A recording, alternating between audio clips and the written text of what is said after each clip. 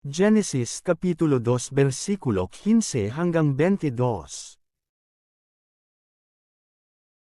Ngunit, bago tayo magpatuloy, huwag mo munang kalimutan mag-follow o mag-subscribe.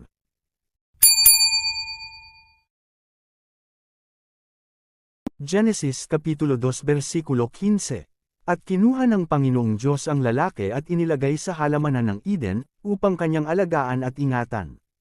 Genesis Kapitulo 2 versikulo 16.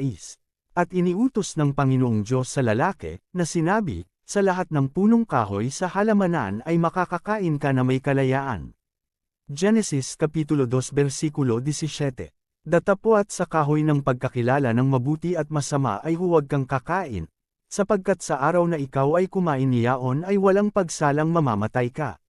Genesis Kapitulo 2 versikulo 18.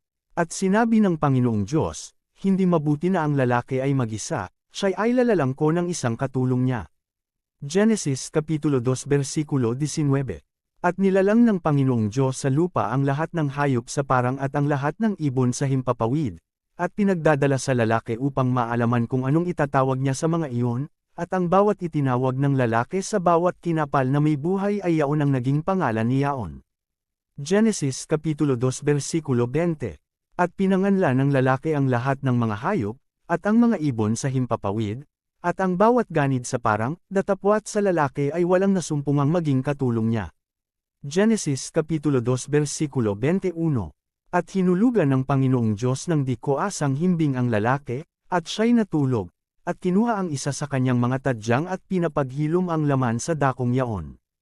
Genesis Kapitulo 2 versikulo 22. At ang tadyang na kinuha ng Panginoong Diyos sa lalaki ay ginawang isang babae, at ito'y dinala niya sa lalaki.